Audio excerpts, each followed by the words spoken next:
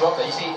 Well, the engagement's happened quickly, but not that quickly. Not that quickly. Straight on sport. That's ambitious, but as you said, Jerd trying to help Tommy with the flag ball, but Tommy does go down, and TK should be able to clean out the base. Now try and push forward. Yeah, on board with Theory now from Team Caliber. And Theory is usually that objective-based player. He's the player that's going to run the flags for his team in most scenarios, or at least try to play the objective as much as possible.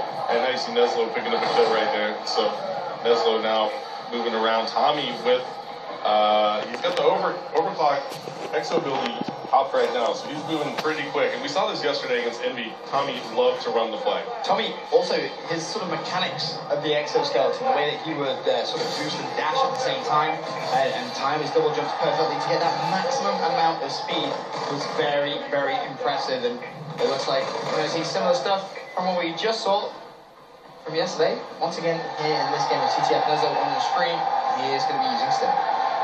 Well, Neslo here is going to be doing some work in the middle of the map. He hasn't really moved so much from around this area.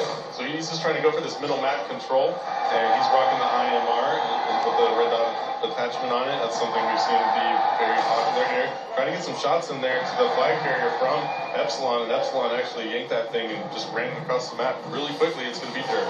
He has overclock available, and he is using it as well. Goes for the jump over the top and slides in the first flag capture of the game.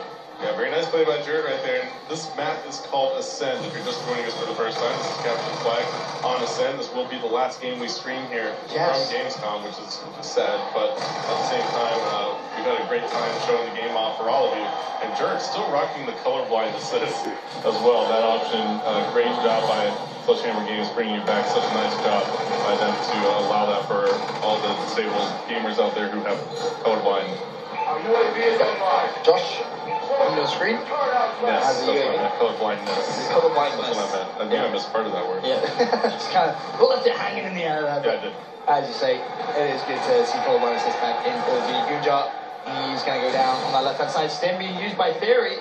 And, well, that was a pretty impressive flag. Just kind of jumped over everything and dropped down. And I believe he's also using the perk 2 peripheral as well. You can see that, look at the top left of the screen, that minimap very elongated as opposed to Josh's, who is that sort of small square. Yeah, let's get a comparison, if we can, of that again. If you go look at Theory's screen, you're going to see that he has this massive minimap. There it is. Oh, yep. There it is.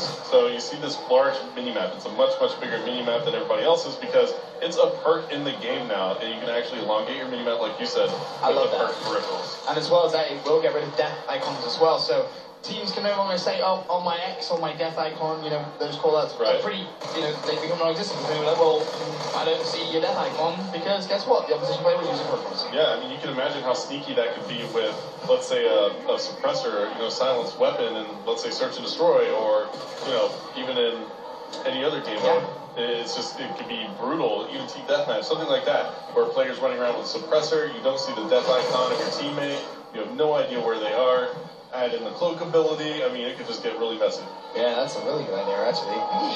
Astro giving everyone out there pro tips when the game does launch, obviously, come November. But for now, we are locked down in a game of CTF very close here between Epsilon and TK. Tommy back at his base actually played very, very passively, and that's exactly what I anticipated the play to jump right through, and guess what? Tommy's just received a supply drop.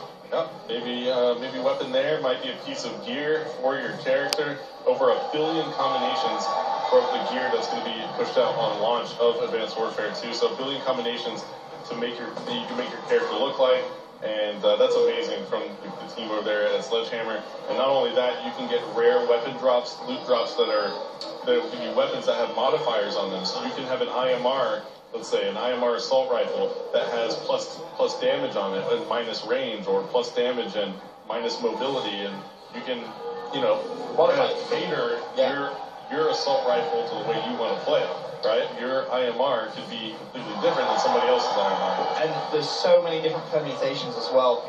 You know, we spoke to the guys over at Sledgehammer Games, and they were saying how there's just so much variation and customization available in Advanced Warfare that come launch date, everyone really is in for a massive, massive treat. However, 2-1 in favour of TK back in game. Jerd is trying to make a flag pull here, straight down the middle of the map with 10 ambitious, but he was trying to just juke him out a little bit. Half is over, and then you see Epsilon on your screen. It's going to be maybe just about half to adapt now, and that's second half. And there's some ground and kill cam there. That's going to be Sharp from Team Caliber, I believe. Well, I'm not exactly sure who picked that one up, but I think it was Sharp. Yep, Sharp there on your screen. Second from the left-hand side. Big smile on his face. He's having a lot of fun out here in Cologne. And now let's dive straight into the second side. And we're going to be... Who won that first side? Okay. No, TK. Okay, so it was probably Sharp then. Yeah. Good. He's going to be on your screen now. As he makes his way down the right side, plays to his left-hand side. Free fires, and actually does get shut down. That's a rare lack of accuracy there from Judd, especially considering he knew he was there. Yeah, now Sharp's just going for the safe shots here, but he's still almost turned on. That's what I'd say, yeah, it was supposed to be safe. He was chasing that player for a little while, making sure he didn't get turned on, but he almost got turned on anyway. And now Sharp, Hart's coming around the corner here, making it real serious. He wants to get this flag from the Epsilon base out as quickly as he can. Let's see if he actually goes to the move. They hear that boost jumping. It's definitely something that's audible, isn't it? 100%. You can hear that. The player is close to you, and as well as that, you have to remember, if you do use that, a little red ping will appear on the enemy's minimap, and if they're using peripherals, they're going to see that nice and clearly. The Sharp has done such a good job of pulling this flag. His teammates have tried back, but they've missed one player, however, he immediately does get shut down. Flag is ready to be returned. Sharp's going to get extra score for that to go towards his Goliath, now just 350 points away. That is actually fairly close. He's over halfway through to this Goliath, picking up another kill right there. So he is now 6 kills away. Yep, 6 kills away from it, but he could also grab that flag. That's a big stop right there for Sharp. If he actually gets Tommy just ran away. Tommy popped over, he was just like, see you later. And Sharp shot from behind, and Tommy has just done such a good job. Look at the evasive maneuvers. He's going to get the flag as well. Fantastic pull from Tommy, and that is going to tie up the game. Yeah, and if Sharp would have managed to get that kill, the flag carry kill, plus that return, he would have been only 50 points away.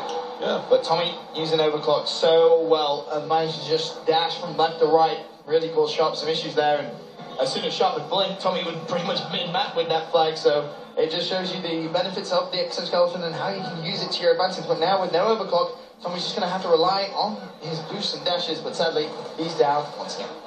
And now Neslo getting that return for Team Caliber, and he's going to be pushing in to... nasty.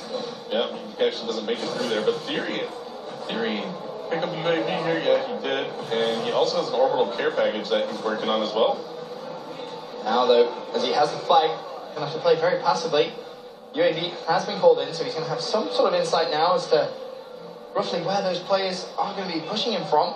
Obviously, TK's flag has been pulled as well, so with 2.5 minutes, we're in a good old standoff. One flag apiece, and Sharp's going to be calling Theory to try and stay alive, but Theory hasn't been able to do that. Tommy with the flag now. I believe it was Sharp who was pushed up.